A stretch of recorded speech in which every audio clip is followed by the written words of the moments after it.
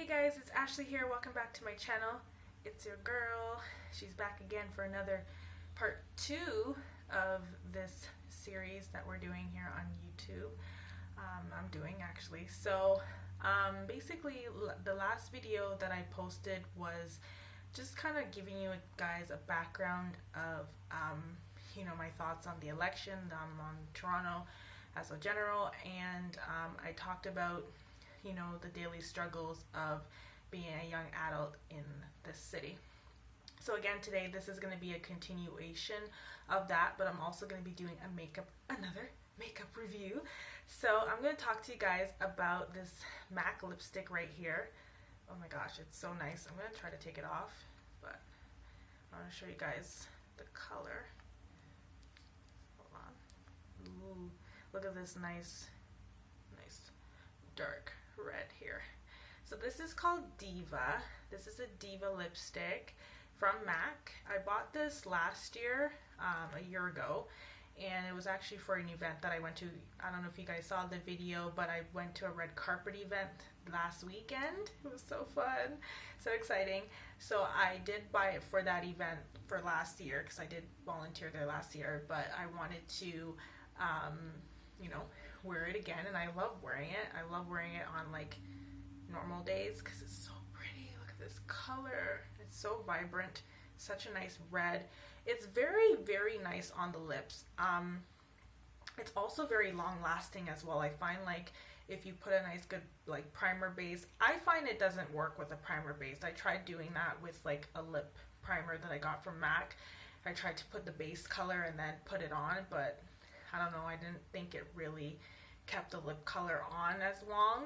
Not really 100% sure, but it was a nice, it's wearable. It wears like, it lasts all day. I really, really liked the color, the vibrancy of it.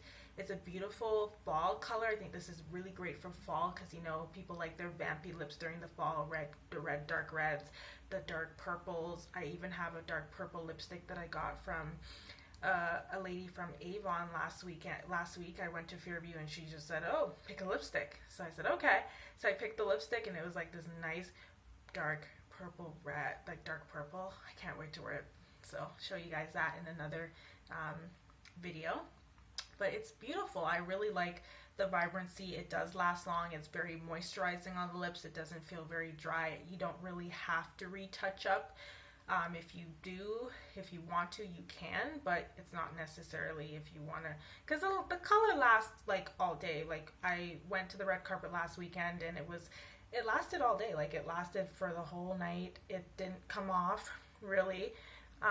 It was perfect. So yeah, just wanted to give you guys a review on that. So it's called Diva. So if you go to MAC, you can go to any MAC store and ask if they have a Diva color, the Diva color, and it's in the number C47. So C47 Diva. Okay, so I just wanted to give you guys that nice little review on this lip color, and now let's get right into the topic. Okay, so I kind of talked about the struggles of being a young adult today in Toronto. So I kind of wanted to touch base on, and I might do like a separate video about this, but the struggles of being a college student and the advantages and disadvantages of that. So yeah, I just think that our city is becoming very difficult to move forward, and very difficult to strive as a young adult here. And a lot of people, like, they ask me, what have you done with your EC diploma, let's say. Yeah, I graduated from early childhood education at Seneca College in 2013. Shortly after that, I had a child, so I had to kind of put that off a little bit and spend time with my kid. And then, now he's back in school. A lot of people are saying, like, are you going to go back to work in the field? Are you going to do anything in the field now? No, I am decided to not.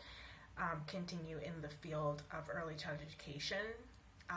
It's a very competitive field, guys. You know, early childhood education is not just it's not just working with kids. It's a lot. Schooling was very difficult for me. Like I went to college. I took 3 years to complete the program, and it was very, very challenging. A very challenging program. I almost quit at one point, but I finished because I just wanted, I wanted to finish. I wanted to be determined that I wanted to be a teacher. That was my hope.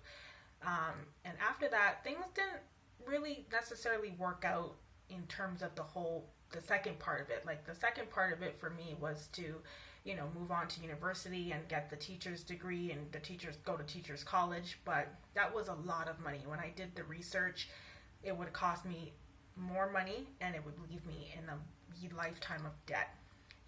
So college and university today is, I'm going to say that this is my opinion of it. I'm going to say that it's a difficult decision to make. You really have to know what you're getting into. You don't just take any program. You really have to do research with your programming. You really have to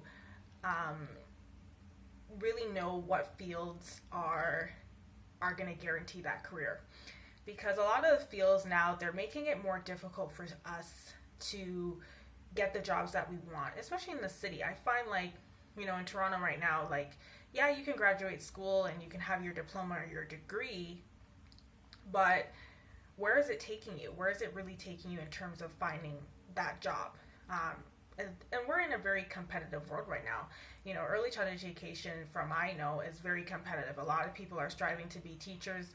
They're trying to get into the daycare system. Some are trying to get into the school system, the educational board, and it's becoming more difficult. Like, I was just laughing the other day because the government has now come out with a math program just to register to be a teacher. Like, I hate math, guys. Like, why math? Like, why? Like, I just think it's crazy. Like, why do we need to do a math program just to become a teacher? Like, to register with the college of teachers. I mean, I just don't think it makes sense. I think,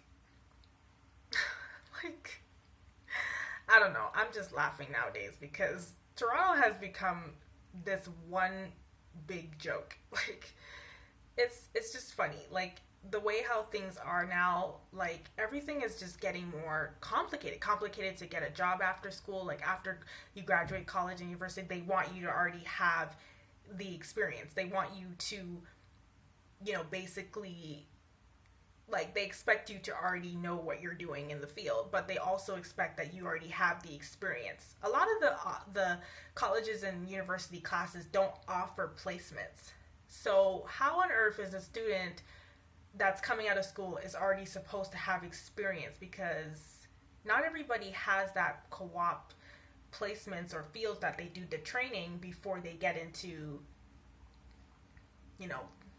before they get into the field. Like, I just think it makes no sense, and a lot of things are going haywire, with the technology and online. I know people who've taken accounting, for instance, and there's not a lot of jobs in accounting right now because of the way how the bank system is working. Like, everything is online nowadays. People are not really going to see tellers anymore. So I feel like the jobs in that field is kind of like disintegrating. A lot of the jobs nowadays are dissipating because of the technology that's taking over, So, I don't know. I just feel like, as a young adult, I feel like, my field, I mean, there'll always be teachers, but I just think that there's more competition to become a teacher now because I feel like the previous generation, they're not really retiring too. They're staying in their jobs as well and not making room for the young generation of teachers to actually get in there and, to take over because of that. People have to work more now than ever before to survive. And so it's like it's pushing us into a situation of being held back. So I feel like, you know, in the city right now, it's very difficult to move forward. It's very difficult to move forward when there is so much crisis is happening in the city, and a lot of different situations. So I don't know.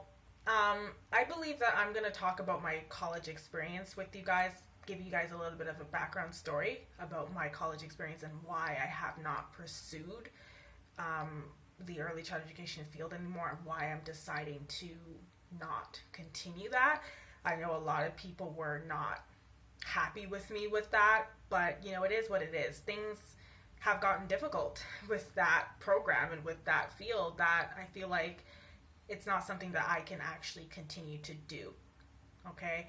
I don't know what I'm going to do. I don't know what's going to happen, but I know that I am heading into a different direction. I kind of see my dreams being like shifted. Like, I don't feel like I'm going to be doing that. I feel like I'm going to be doing something else, but I don't know what yet. All right? So all I know is that I want to leave here. I want to leave Toronto eventually. I just want to, you know, pursue something else somewhere, you know, because everything is getting so hard here, like very difficult. Okay? So yeah, I don't want to make this video too long, but I just want to give you a snippet. The next video will definitely be my college experience story. I think I'll share that with you guys and give you guys a background stuff on it, because I think it will inspire you guys to make the right decisions when you are graduating from high school, and you know, and looking into what fields you want to go into, because it's important that you do research. Like, you don't want to just take any program, you know, especially if it's not guaranteed. You know, a lot of programs nowadays are not, you know, guaranteeing a career, and it's sad. It's sad in general. It's sad everywhere. All right. So I'm going to end this video right now. So yeah, so I hope to talk to you guys in the next video. All right. Take care. Bye.